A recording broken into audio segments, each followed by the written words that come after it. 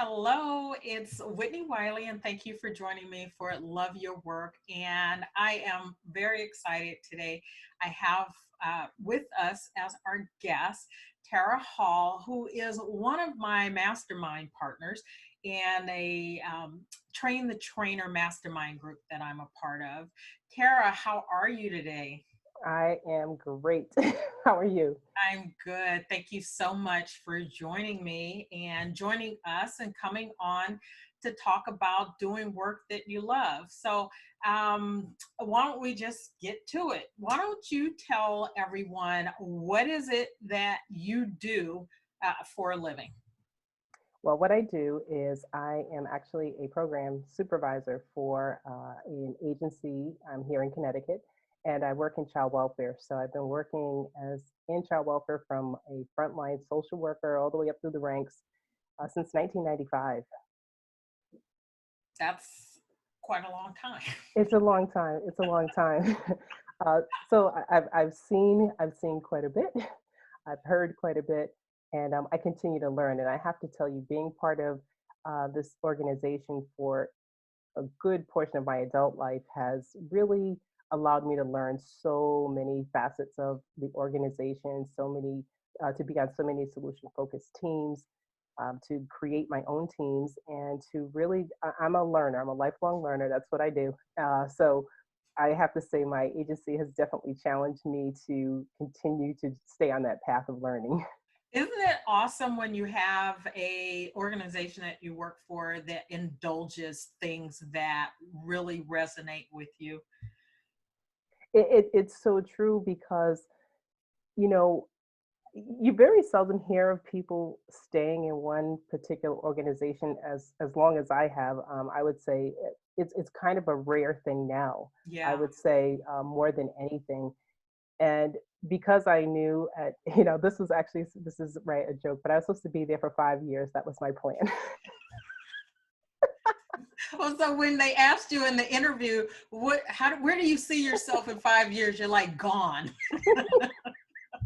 And it's so funny because, well, you have to remember now, this is also a very high stress field and, a lot of burnout. So it's typically not a place where you would see people stay for a significant amount of time unless they have opted to move around within the organization. And that's one thing I learned and I heard very loud and clear when I started there because what I realized is people that had been in the agency now, put me in the 5 year range of being there. When I would see and hear people that said they had been with the organization for like 20 years, 25 years, I'm like, oh my goodness, like I don't know if I'll see myself doing that. And then I became one of those people. But what I heard them say loud and clear was the need to move around, Yeah, need to learn, and the need to know the organization from different seats in order to keep yourself fresh in what you do, what you know, but to also be an asset to the organization because you right. do that. Right. That's a really good point. And I think sometimes people feel like once they have a job in an organization, moving around is maybe disloyal to the person that hired them, or it seems like they're not grateful for the job they have. But really, it is a way to be an asset, to really be someone who can bring different parts of you at different times to different aspects of the organization. So I think that's a good model that you have used in order to stay fresh, like you said, and to continue providing value. So kudos to you. Thank you, thank you. And and it doesn't come without its trials and tribulations Oh, too, I'm because sure. because there, and this is actually, I don't want to jump ahead here, but it's actually what fueled me to move into the training and development part of my life now and my own business because from what I've learned and I saw over the years and the people whose lives not that I've touched, but the people who have touched my life as well, I've learned a deeper sense of how to listen to people and to understand their trauma histories and the things that they've experienced. So it it actually has become a very nice blend for me in terms of the coaching aspect, because some of those same skill sets are absolutely necessary with the people that I work with, because some of them also, unfortunately, do have some trauma histories too. And not that I'm doing anything clinical with them, but it just has sharpened my sense of Right. how I hear things and how I observe things very differently. So um, it's had a nice way to roll into that other part of what I do. That's awesome. So let's use that as a segue. So I have met you as a trainer, right? And let's talk a little bit about your business and the work that you do as a trainer and a coach. And is it a you consider a side hustle, or do you just I have a job and I also run a business? So how do you view that first of all? Well, I I would like to say I'd like to view it as a side hustle, but I want it to be my main hustle. Side hustle in the hustle. I like That's it. right. That's right. So I look at it this way. You know, I have been at my employer for many years. However, my goal and my vision of what I have, the reason why I started my own business is because at one point in my career, I used to be a trainer in my organization. I talked about moving around, Right. and one of those opportunities of my moving around as a supervisor at the time was to be our work in our workforce development, our training academy. So when I got that bug, because that was a very different skill set than what I had been doing in my um, regional office, it was just something completely new, and I loved it. I loved being. It was that's that teacher in me. Like I always, I didn't. I wanted to be a teacher at one time, but my primary role when I was growing up was I was going to be a nurse. But I ended up in the helping field nonetheless. So um, I say all that to say that when I learned that skill set of working with people and being in the classroom and kind of just seeing people get it, you know, right in real time, that just really resonated with me and my style of learning as well. So I want what I've learned over the years and what I'm doing now to eventually be my main hustle, as I'll say, because you know at some point I do plan to retire, but I'm gonna always be working. So that'll be just another way to keep my mind sharp. I think I know that script. Yeah, People, I'm still running into people and say, "I thought you retired." I was like, "Yeah, I'm just doing something different, right?" yeah, just changing. Uh, so but probably will work in some form doing something because I like what I in it, and ultimately that's the goal, right? If you like what you do, it doesn't feel like work. Right, right, And if you're able to make a difference in other people's lives, you know, extra bonus. right. So you talked about you were a trainer with them, that kind of gave you the bug. And what exactly are you doing now? What is your business, and what do you do? So what I am doing now, well, my business is in training and development. So when I became a certified Canfield trainer, that really was the core foundation for me to really do what I love to do, right? Which is to do workshops, to do training at professional development conferences, to create my own workshops, and the coaching component of it too. So that's the crux of my business, and that's what I do. So you know, with the whole change of the landscape of our world these days, you know, you have to pivot and you have to do some other things. So, you know, I started online group coaching membership, and I'm also offering some online courses that things that I would have been doing in person, but Right. are they're to be determined because they were some things I have lined up for the fall. But if those classes end up occurring, they are still going to be available to me to be able to offer those online to people. So that's still there.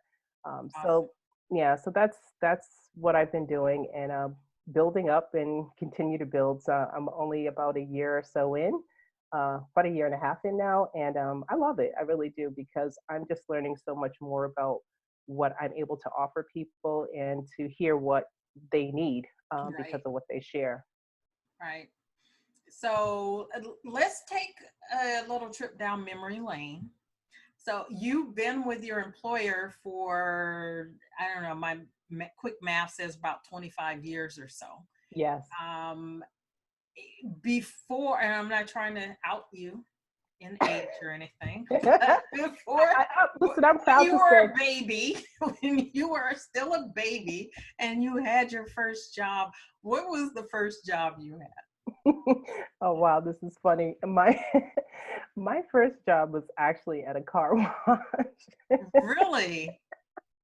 Now this is like we're going back, right? Because you want to go down memory lane. I'm going to take you there. So that was my high school thing, but it was working at a car wash, and it was good money. I have to tell you, it was hot. I'm working out there, but it was fun. It was fun.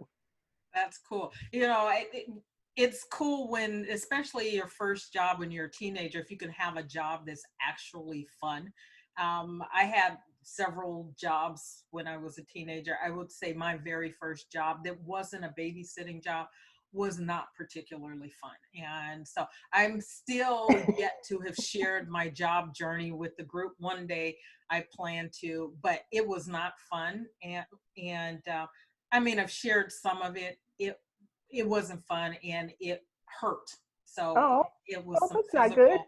It was some physical things. It hurt. So you started in the car wash, and then at some point you went to college. Hmm. And so was the job or the organization that you work for now, was that your first job out of college, or did you have some other jobs?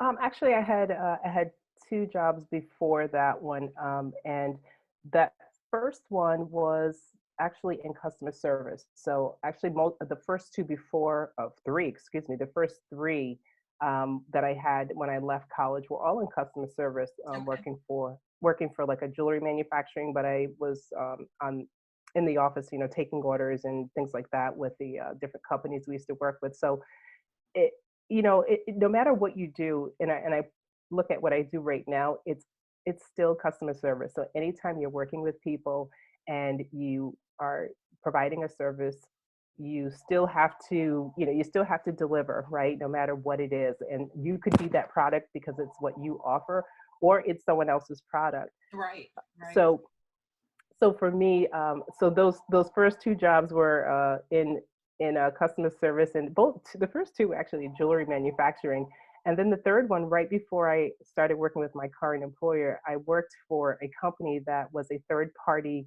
loan business for people who kids who were in college and their parents were paying their loans for them. Okay. We were the third party company that basically did their monthly budgeting for them, and I had applied for the job that I have now. Oh wow, probably 2 years before I got it, and I had said, well, it's just not going to happen. It's been a long time, and you know, getting a state job was like, yeah, that's probably not going to happen. So I was going to resign myself to where I was for a little bit until I figured out what was next, and got a call out of the blue one day, and it happened very quickly. Like, So what did you study in school? actually, I was studying communications. I was initially planning to be a speech pathologist. That's Okay. some of my studies. So they were always in the communications, sociology, psychology kind of courses. And yeah, then things change again on you. When you're in college, that's the beauty of college, right? You start on one path and end up in another. Um, so but again, the same skill set, and core courses and foundation of things, they all rolled into where they were supposed to be. I look back at it now, and everything that happened, the way it did for me, it's so much aligned with where I am today and where I am now in my employer, but also my own business too. So you have not, have you ever actually done a job that was related to speech, your speech pathology, or have you used that degree other than to say you had a degree? Have you had a job in that area?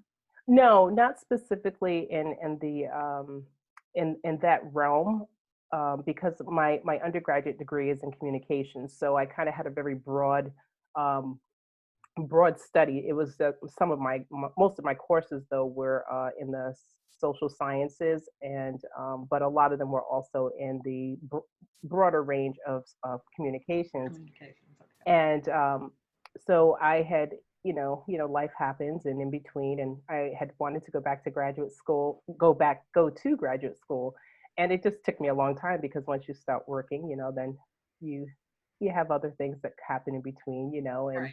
you think, yeah, I'm going to get there, I'm going to get there. But eventually, I did get there, and I went back to school for my graduate degree in 2011, and um, studied organizational management.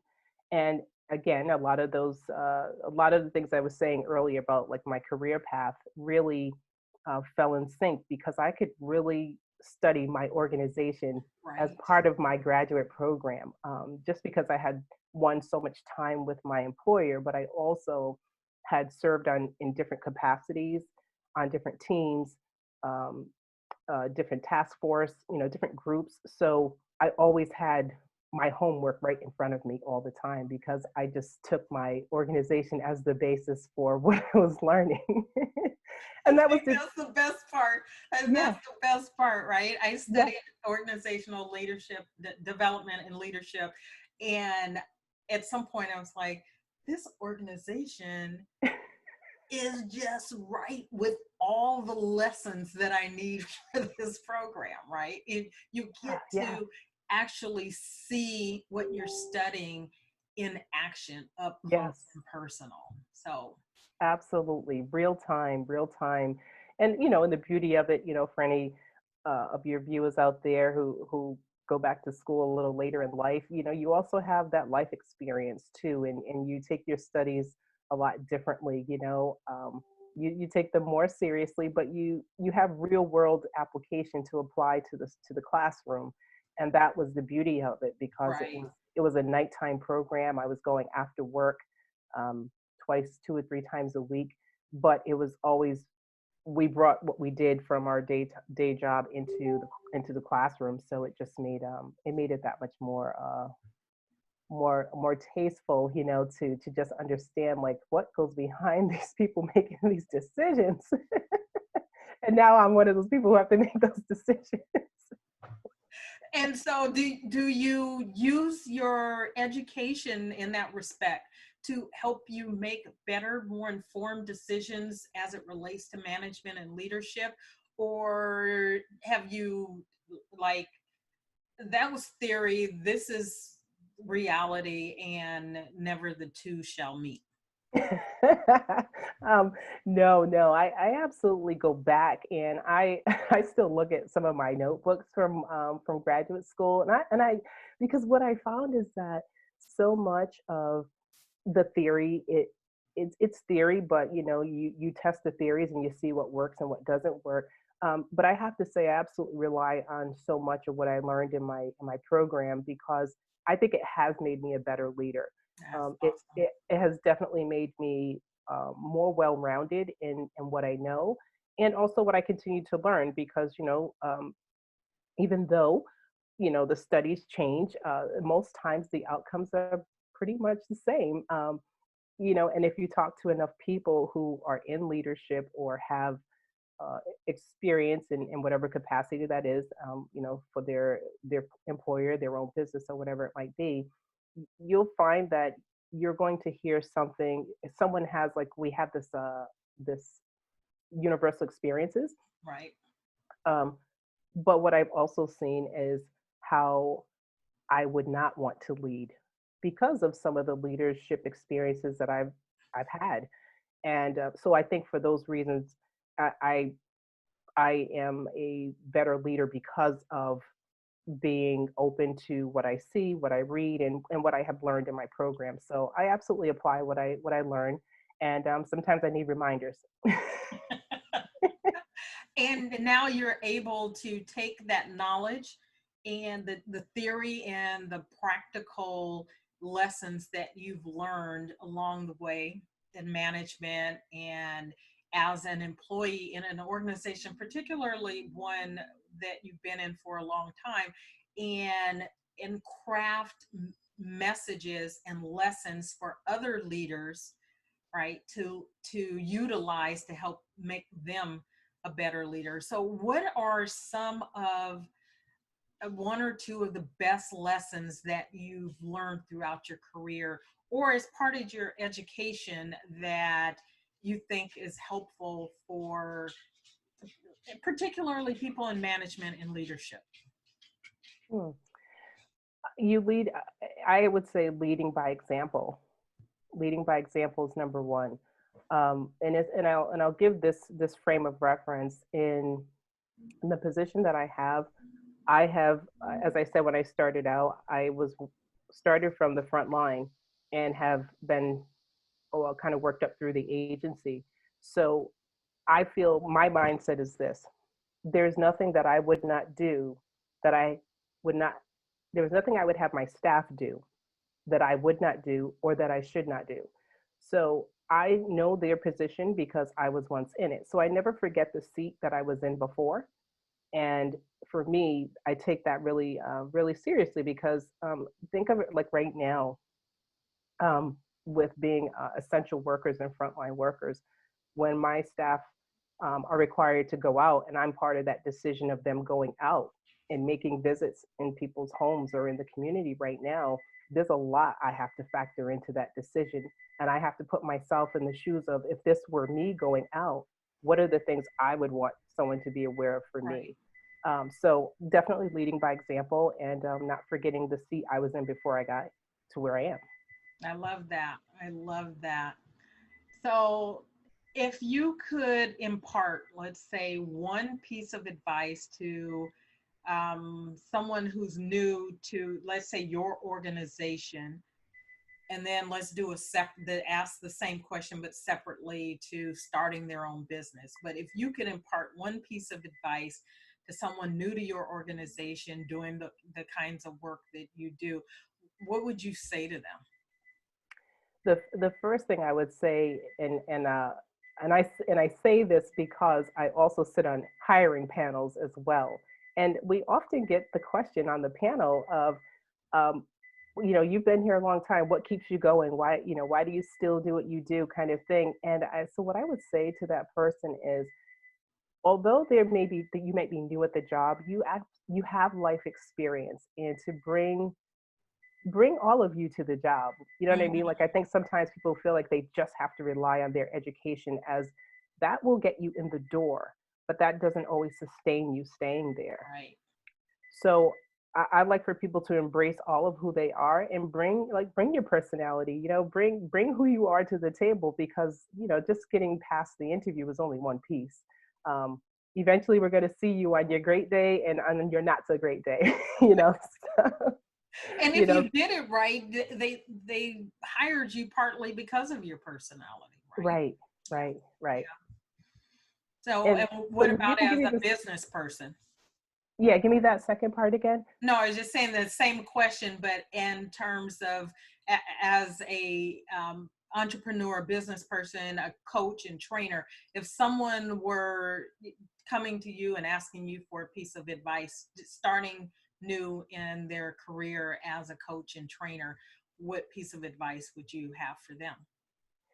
Oh, I would probably say you're always going to question yourself, no matter what you do, and no matter Mm, how much you know, and be okay with that. Be okay with that. I would say to also have accountability, um, because when you're in business, but you're not, you're in business, but you're not alone in business. So I think it's really important to make sure that you have other people as sounding boards, whether they are accountability partners or whether they are other coaches, because you do need other coaches. And I make investments in business coaching so that I understand what I don't know or what I right. might need more clarity on. I'm looking forward to it. Actually, I have a conference coming up at the end of next month for exactly that reason. And when you don't know something, it's okay to ask. It's okay to share what you don't know, because there are tons of people who are resources around you. and just rely on other people when you don't know. Like and I go back to like the first part of your question, and then this part, which is we don't make decisions alone. Right. That's sort of our motto and how we have to triage our work. But no one makes the decision by themselves. We triage and we have other people to be part of that decision making. And it's the same is true in business, I would definitely say. That's so true.